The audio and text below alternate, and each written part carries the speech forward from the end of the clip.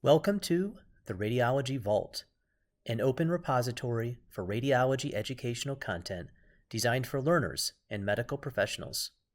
Presented by the Michigan Medicine Department of Radiology. Hello and welcome to the Radiology Vault. This lecture is going to be about ultrasound of the spinal canal in newborns and infants. My name is Maria Ladino-Torres and I'm one of the Pediatric Radiologists at the University of Michigan. Let's get started. I have no disclosures. And for this lecture, I want to get a small outline. Our lecture includes scanning technique, normal anatomy, and anatomic variant. Starting with the scanning technique. Ultrasound is the initial modality for spinal canal evaluation in newborn and infants. It's optimized to view the spinal canal at its contents. The patients will be positioned prone or on lateral declivities. And if we are able to do mild flexion of the thoracolumbar spine, we're going to create widening of the acoustic window by separating the spinous processes, which give us an ideal visualization of the contents of the spinal canal. We will scan the patients with a linear high resolution transducer. Between 12 and 15 megahertz is the ideal way to get spatial resolution. And we will do longitudinal and transverse images of the back. We can center our images on the lumbosacral region, but the spine can be scanned all the way from the crinocervical junction to the tip of the coccyx. This is one of the longitudinal views at the level of the upper lumbar spinal canal, and we're going to review the normal anatomy. Superficially, we have the skin and subcutaneous tissues towards the top of your screen, and then you get partial visualization of the posterior elements of the vertebral bodies, mainly the region of the lamina. More ventrally, we'll have the vertebral bodies, and then the intervertebral disc spaces that allow us to determine the different segments of the spine. The spinal canal per se is outlined over here by the bright echogenicity of the dura that has a dorsal and a ventral layer. And then we're going to highlight the spinal cord, which demonstrate diffuse hypoechoic appearance, very similar to the surrounding CSF, but a nice central echo complex, which appears as a line in this longitudinal view. This echo is produced by the interface of the myelinated ventral white commissure and the central end of the anterior median fissure. If we do images on axial approach, we're also going to evaluate the lumbar spinal canal. I select 3 different levels at the lower aspect of the spinal cord, at the level of the conus medullaris, and more inferiorly at the level of the cauda equina roots. And we have correlating levels with MR imaging to facilitate the anatomic evaluation of these ultrasounds of the spine. This is the spinal canal at the lumbar level. Centrally, we have the spinal cord, and within the center of the spinal cord, we have the central echo. The cauda equina roots are going to be better appreciated once we go more distally within the lumbar spinal canal. This is at the level of the conus medullaris, which is the normal tapering end of the spinal cord. And more inferiorly, we'll have the equina root nerves located in the ventral aspect of the spinal canal, ready to exit to the corresponding neural foramina. And more dorsally, we have a small remnant that is called the filum terminale that remains within the dorsal aspect of the spinal canal. We appreciate that much better in this longitudinal view. Again, we have the ending of the spinal cord that tapers down into the conus medullaris and the continuation with the filum terminale. And right down in the bottom of your screen, you get to see that one of the great advantages of spinal ultrasound, it is the availability of real-time images allow us to see dynamic evaluation of both the spinal cord and the nerves of the cauda equina root. We would like to see this subtle pulsation and oscillation of the cords, which happens normally in all babies and is more apparent in the first weeks and first months of life. We can also evaluate the rest of the spine, not only the region of the lumbosacral region, but also the cervical and thoracic spinal canal. These are longitudinal views. In order to see the cervical spine, we'll use a superior approach, including the acoustic window through the foramen magnum that will allow us to see the posterior fossa, the fluid within the cisterna magna, part of the cerebellum, and the transition between the medulla and the cervical spinal cord that extend all along the cervical spinal canal. And one more time, we get to see that nice central echo. Probably the one that is harder to evaluate is the thoracic spine, given the presence of both posterior elements as well as the ribs that create posterior shadowing. Within these limitations, we still can able to follow the spinal cord, and we still get to see that central echo. And perhaps it's easier to evaluate the spinal cord on both the cervical and thoracic spine and axial view. So similar to what we did before, we're going to have a nice correlation with the spine MRI to the right hand of your screen to see the difference of the morphology of the spinal cord. At the cervical level, we have more of an ovoid shape, but again, we notice the central echo. More inferiorly in the lower thoracic spine, we have more of a rounded appearance or morphology. And then overall, it appears slightly smaller in size when we compare it with lower aspect of the spinal cord in the upper lumbar canal.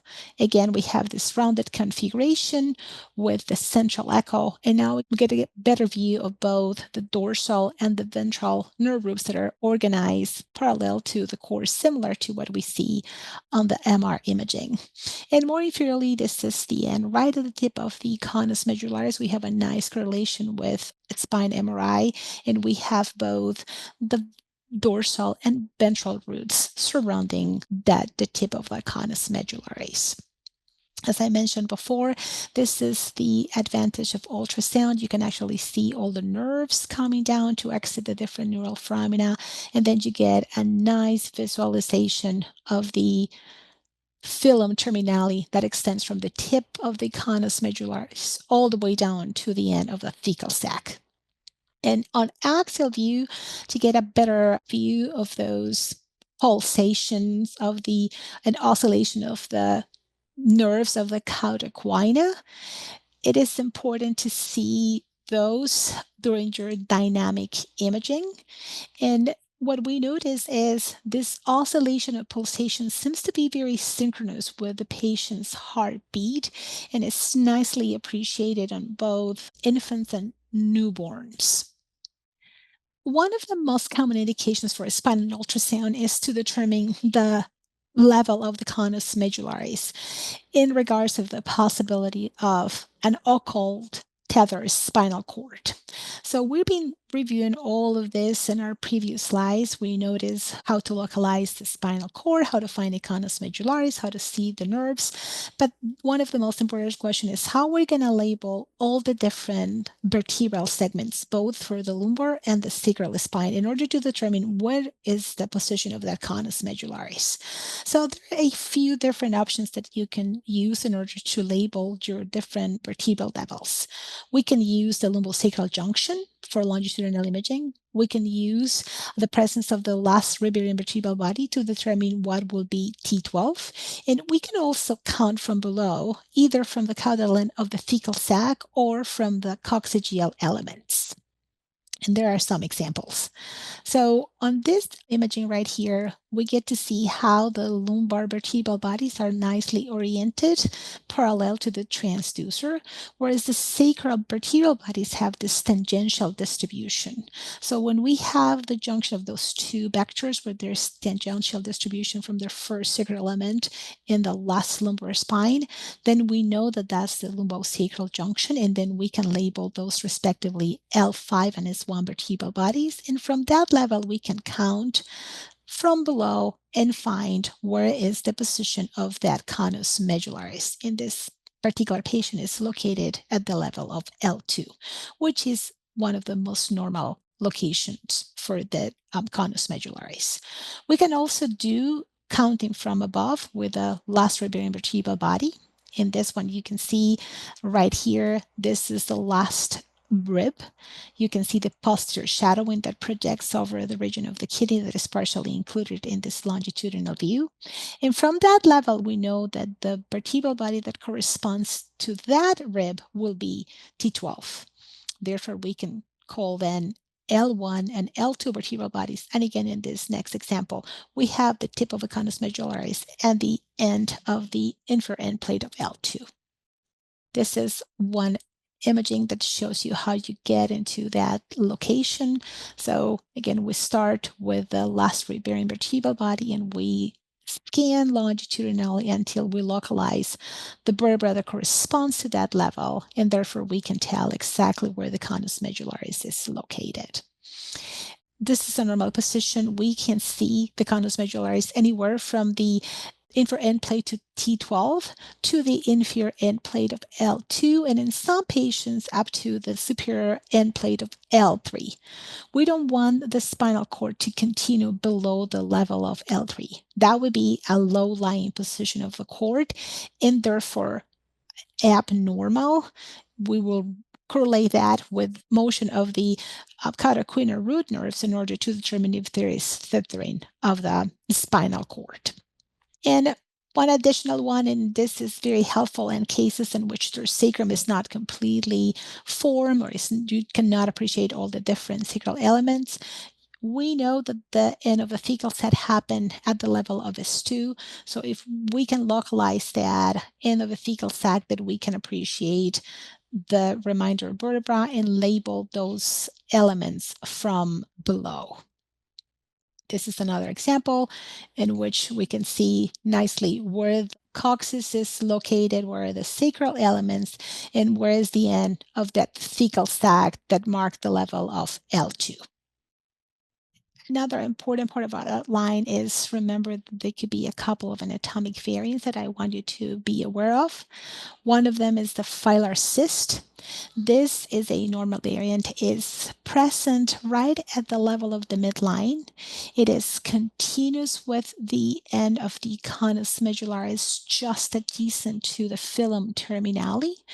It perhaps represents some normal arachnoid reflections and form like a pseudocyst-like structure that is easily appreciated on ultrasound. If there is no other anomalies, this is considered a normal variant with no pathological significance. There is another example over here in which you see the end of the conus medullaris and then that pseudocyst formation in between the different cauda-equina roots and the filum terminale.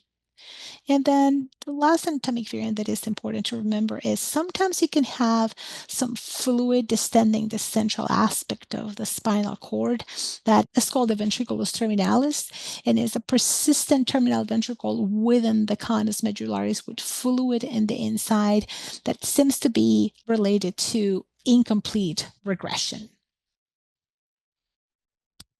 In conclusion, ultrasound is a widely used tool, is the initial imaging modality to evaluate the spinal canal anatomy, the different anatomical variants, and also congenital malformation. It's an excellent screening tool because it shows normal anatomy, the normal variants, and also the spine pathology. And in the evaluation of congenital malformation of the spine and the spinal cord, we know is very complex and is variable in appearance, but ultrasound is going to be the first imaging modality to address that and will be complementary for imaging evaluation when it's used together with MRI imaging. Thank you for your attention and goodbye.